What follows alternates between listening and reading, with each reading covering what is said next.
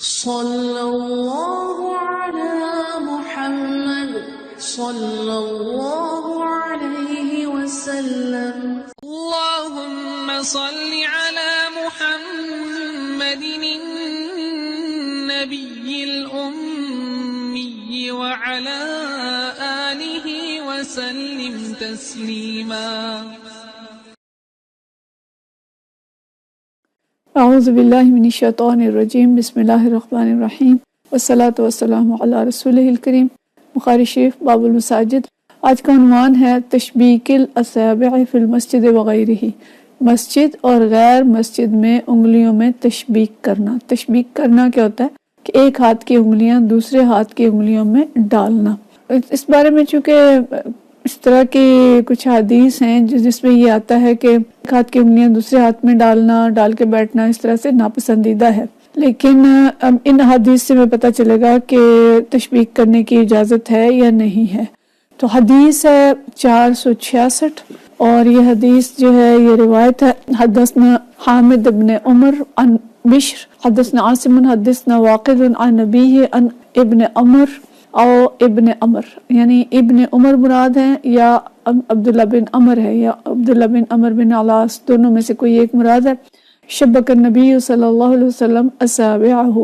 یہ حامد بن عمر بیان کرتے ہیں، بشر ان سے روایت کرتے ہیں، کہتے ہیں کہ ہم سے عاصم بن محمد نے حدیث بیان کی، اور وہ کہتے ہیں کہ ہم نے واقد بن محمد سے اپنے والد سے روایت کرتے ہوئے بیان کیا کہ ان کے والد عبداللہ بن عمر یا عبداللہ بن عمر ان سے روایت کرتے ہیں کہ نبی صلی اللہ علیہ وسلم نے اپنی انگلیوں میں تشبیک کی، یعنی ایک ہاتھ کی انگلیاں دوسرے ہاتھ کی انگلیوں میں داخل کی. دوسری اس کی جو سند ہے وہ آتی ہے حضرت عاصم بن علی سے. وقال عاصم بن علی حدثنا عاصم بن محمد، کہ عاصم بن علی کہتے ہیں کہ ہم سے عاصم بن محمد نے بیان کیا سمعت هذا الحدیث من ابی، کہ میں نے یہ حدیث اپنے والد، ان کے والد محمد بن زید تھے، ان سے سنی ہے. فلم احفظہ، لیکن میں اس کو یاد نہیں کر سکا. جیسے قرآن حفظ کیا جاتا ہے ایسے ہی حدیث کو بھی حفظ کرتے تھے، یاد کرتے تھے. تو یہ کہتے ہیں کہ میں اس وقت اس حدیث کو یاد نہیں کر سکا، یعنی انہوں نے حدیث سنی تو صحیح لیکن انہیں پوری طرح سے یاد نہیں رہی. اور پھر اس کو فقومہ لی واقد، تو واقد نے، یہ واقد بن محمد بن کے بھائی تھے، انہوں نے اس کو درست کر دیا. فقومہ لی واقد، کہ واقد نے اس کو میرے لیے درست کر دیا. ان ابی ہے، اپنے والد سے. سمعت ابی، کہ میں نے اپنے والد کو سنا. وہ یقول، اور وہ فرما رہے تھے. قال عبداللہ بن عمر، وہ فرماتے ہیں قال رسول اللہ صلی اللہ علیہ وسلم یا عبداللہ، کہ نبی کریم صلی اللہ علیہ وسلم نے فرمایا یا عبداللہ بن عمر، کہ اے عبداللہ بن عمر، کیف بک اذا بقیت فی حثالۃ من الناس، کہ اس وقت آپ کا کیا حال ہوگا جب تم کوڑا کرکٹ جیسے انسانوں کے درمیان رہ جاؤ گے. حثالہ کہتے ہیں کوڑا کرکٹ، یعنی بالکل خراب قسم کے لوگ. حثالۃ من الناس بہذا، پھر یہ حدیث بیان کی. یعنی یہاں پہ یہ تصحیح ہوگی کہ یہ حدیث جو تھی عبداللہ بن عمر نہیں بلکہ عبداللہ بن عمر بن علاس سے روایت ہے، اور ان کے بیٹے آگے یہ روایت کرتے ہیں. اور جب آپ صلی اللہ علیہ وسلم یہ بات بیان کر رہے تھے تو اس وقت آپ نے ایک ہاتھ کی انگلیاں دوسرے ہاتھ میں ڈالنی تھی. یعنی بیان تو اس سے اتنا ان کا مقصود ہے کہ کسی بات کو سمجھانے کے لیے ایک ہاتھ کی انگلیاں دوسرے ہاتھ میں ڈال سکتے ہیں، لیکن یہ حدیث یہاں پہ مکمل نہیں ہے. دوسری جگہ پہ مکمل حدیث ہے، اس سے ہمیں اس کی سمجھ آتی ہے کہ نبی کریم صلی اللہ علیہ وسلم نے اپنے ہاتھ کی انگلیاں دوسرے ہاتھ میں ڈالیں اور فرمایا اے عبداللہ، اس وقت تم کیا کرو گے جب ایسے ردی اور بیکار لوگوں کے درمیان رہ جاؤ گے. تو ان ردی اور بیکار لوگوں کی جو وضاحت ہے پھر آپ صلی اللہ علیہ وسلم نے یہ فرمائی کہ ان کے عہد و پیمان اور ان کی امانتوں کے معاملات سخت بگاڑ کا شکار ہوں گے اور ان میں اختلاف رونما ہو چکا ہوگا اور اس طرح آپس میں گتھم گتھا ہو چکے ہوں گے. پھر آپ نے انگلیاں ایک ہاتھ کی دوسرے ہاتھ کی انگلیوں میں ڈالیں اور گتھم گتھا کی مثال جو ہے وہ انگلیوں سے سمجھائیں.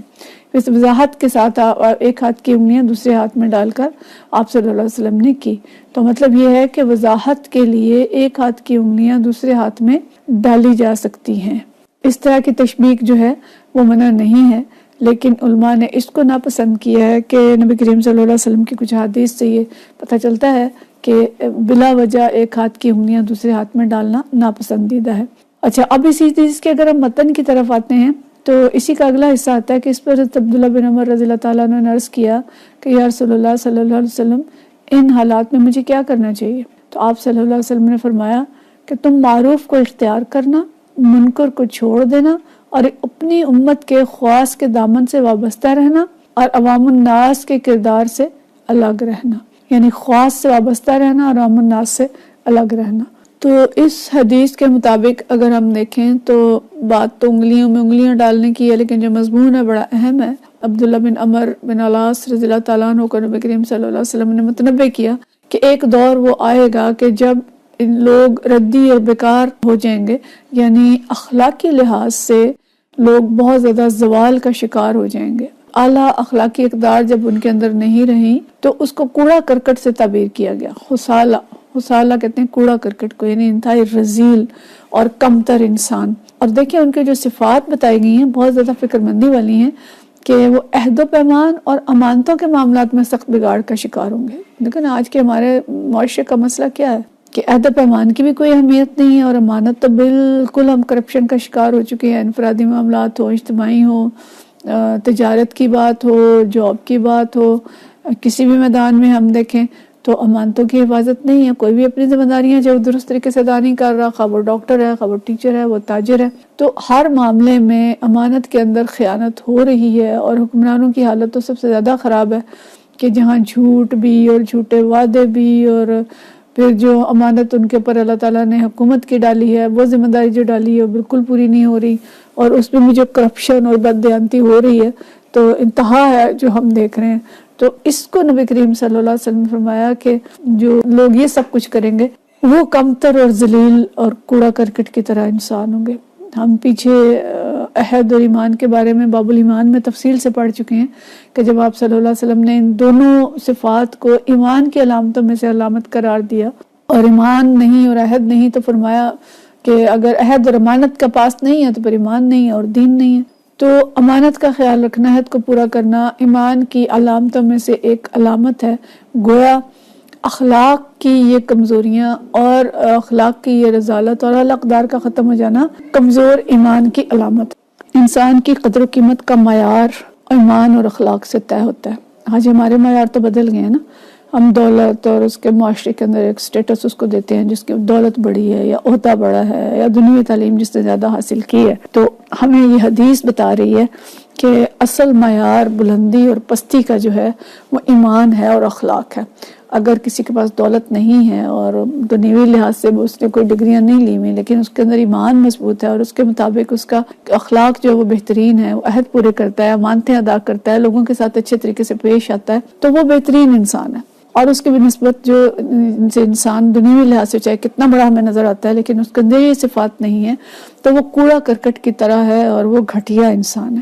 اور تیسری چیز جو ہمیں بتائی گئی اس حدیث کے اندر کہ جب یہ دو چیزیں ہوں گی تو اس کے نتیجے میں کیا ہوگا کہ ان میں اختلاف رونما ہو چکا ہوگا، اور وہ اس طرح آپس میں گتھم گتھا ہوں گے، اور اس طرح پھر آپ نے انگلیاں ڈال کے ایک ہاتھ کی دوسرے ہاتھ میں اس کی وضاحت کی۔ یعنی تیسری صفت یہ لازماً پیدا ہوگی کہ جب عہد و پیمان پورے نہیں کیے جا رہے، امانت کی حفاظت نہیں کی جا رہی، تو اس کا مطلب کیا ہے کہ انسان جو ہے وہ انفرادی طور پہ اپنے مفادات کے لیے تمام اخلاقی اقدار کو اس نے بالائے طاق رکھا ہے، اور وہ صرف اپنے مفادات کو ترجیح دیتا ہے، چاہے وہ فرد ہے، چاہے وہ قوم ہے یا قبیلہ ہے۔ اگر وہ اپنے مفادات کو ترجیح دیتا ہے تو دوسروں پہ ظلم کرنا، دوسروں کی امانت کو کوئی اہمیت نہ دینا، عہد کر کے اس کو توڑ دینا، اس کے نزدیک کوئی بات نہیں ہوگی، کیونکہ اسے ہر حال میں اپنا مفاد عزیز ہے۔ اور جب یہ چیزیں ہوں گی، خواہ وہ مسلکی لحاظ سے ہوں یا دنیوی لحاظ سے ہوں، مالی لحاظ سے ہوں، تو اس کے نتیجے میں انسانوں کے اندر تفرقہ پیدا ہوگا، اور تفرقہ پھر یہ فسادات ہیں جو سب دنیا کے اندر ہو رہے ہیں۔ آج کشمیر کیوں آکوپائیڈ ہے کہ انڈیا اپنا مفاد اس کو عزیز ہے کہ یہاں پہ بس میرا قبضہ رہے، اور اس کے جو وسائل ہیں قدرتی اور ساری چیزیں ہیں وہ میرے پاس رہے، پانی میرے ساتھ رہے۔ اسی طرح دنیا کے جتنے علاقوں کے اندر جنگیں ہو رہی ہیں آج وہ انہی وجوہات سے ہو رہی ہیں۔ اور اقوام کے اندر بھی اگر ہم دیکھیں، انفرادی طور پہ بھی ہم دیکھیں، ایک تاجر جو ہے وہ کیوں ملاوٹ کرتا ہے کہ اس کو اپنا مفاد ہے کہ اس سے وہ زیادہ پیسے کما لے، یا کوئی بھی کسی منصب پہ کوئی شخص اپنی ذمہ داری کیوں صحیح طریقے سے ادا نہیں کرتا، اپنی امانت کی حفاظت کیوں نہیں کرتا، کہ وہ کسی نہ کسی طریقے سے یا اپنا وقت بچاتا ہے یا پیسہ بچاتا ہے، ڈنڈی مارتا ہے کہ میں اس کے ذریعے سے کچھ زیادہ حاصل کر لوں۔ اور جب کوئی ایک فریق اپنی ذمہ داری ادا نہیں کرتا تو گویا وہ دوسرے کے اوپر ظلم کرتا ہے، اور اس کے نتیجے میں فسادات پیدا ہوتے ہیں کہ جب ظلم ہوگا تو پھر فساد ہوگا اور وہاں پہ امن نہیں ہوگا۔ تو ایسے حالت میں حضرت عبداللہ بن عمر رضی اللہ تعالیٰ عنہ نے عرض کیا کہ یا رسول اللہ صلی اللہ علیہ وسلم، ان حالات میں مجھے کیا کرنا چاہیے؟ تو آپ صلی اللہ علیہ وسلم نے فرمایا کہ تم معروف کو اختیار کرنا اور منکر کو چھوڑ دینا۔ اور معروف کیا ہے؟ قرآن اور حدیث کے اندر جن چیزوں کا، جن کاموں کو کرنے کا حکم دیا گیا ہے وہ معروف ہے، اور جن چیزوں سے منع کیا گیا ہے وہ منکرات۔ گویا حضرت عبداللہ بن عمر رضی اللہ تعالیٰ عنہ کو نبی کریم صلی اللہ علیہ وسلم نے قرآن و حدیث سے چمٹنے کی تعلیم دی کہ آپ قرآن اور حدیث کو اختیار کر لیں۔ یہی بات جو ہے سورۃ الکہف میں اللہ تعالیٰ نے فرمائی ہے کہ وَاتْلُ مَا أُوحِیَ إِلَيْکَ مِن کِتَابِ رَبِّکَ لَا مُبَدِّلَ لِکَلِمَاتِهِ وَلَن تَجِدَ مِن دُونِهِ مُلْتَحَدًا، کہ تلاوت کرو اس کتاب کی جو تمہاری طرف وحی کی گئی ہے، اور کوئی اس کے فرمودات کو بدل دینے کا مجاز نہیں ہے، اور اگر تم اس کے اندر خدا نخواستہ کو رد و بدل کرو گے تو اس سے بچ کر بھاگنے کی کوئی جائے پناہ نہ پاؤ گے۔ اور اسی کے ساتھ اگلا حکم جو دیا گیا ہے کہ اپنے دل کو ان لوگوں کی ماہیت پر مطمئن کرو جو اپنے رب کی رضا کے طلبگار بن کر صبح شام اسے پکارتے ہیں۔ یہ دو حکم خاص طور پہ، ایک تو کتاب اللہ کے ساتھ جوڑ دیں اور اس کی تلاوت کریں، اس کے جو معروف اور جو اس کے احکام ہیں ان پہ عمل کریں، جو جس چیز سے منع کیا گیا ہے ان سے باز آ جائیں، ان دو چیزوں کو مضبوطی سے پکڑ لیں، اور اس کے ساتھ اپنے دل کو ٹھہرا لیں ان لوگوں کے ساتھ جو کہ صبح شام اللہ کو پکارتے ہیں۔ یہی خواص ہے، چاہے یہ علماء ہوں یا یہ کوئی بھی اچھے صالح لوگ ہوں، کہ ان کی میت پر مطمئن ہو جائیں، اور اس کے ساتھ یہ کہ ایسے لوگوں کی اطاعت نہ کرو جن کے دل ہم نے اپنی یاد سے غافل کر دیے ہیں اور جنہوں نے اپنی خواہش نفس کی پیروی اختیار کر لی ہے اور جس کا طریقہ کار افراط اور تفریط پر مبنی ہے۔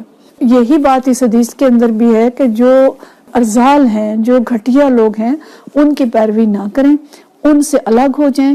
اور ان کی علامت کیا ہے کہ امانتوں کی پابندی نہیں کرتے، عہد پیمان پورا نہیں کرتے، اختلافات کرتے ہیں، تفرقہ پرستی کرتے ہیں اور آپس میں گتھم گتھا ہے۔ تو ان لوگوں سے بچ کے ایسے لوگوں کی صحبت اختیار کرنا جو کہ اللہ نے جن کو خواص قرار دیا ہے کہ جو دین پر عمل کرنے والے ہیں، جو صبح شام اللہ کو یاد کرنے والے ہیں، اور ان کے اخلاق اعلیٰ ہیں۔ یہ نہیں کہ وہ بظاہر تو تلاوت کرنے والے اور ذکر کرنے والے ہیں لیکن اخلاقی لحاظ سے اور معاملات کے لحاظ سے کمزور انسان ہے۔ تو انسان وہی بہترین ہے جو ایمان کے ساتھ ساتھ ہمیں عمل کرتے ہوئے بھی نظر آئے۔ تو یہ اہم احکام ہیں جو اس حدیث کے اندر ہمیں دیے گئے ہیں۔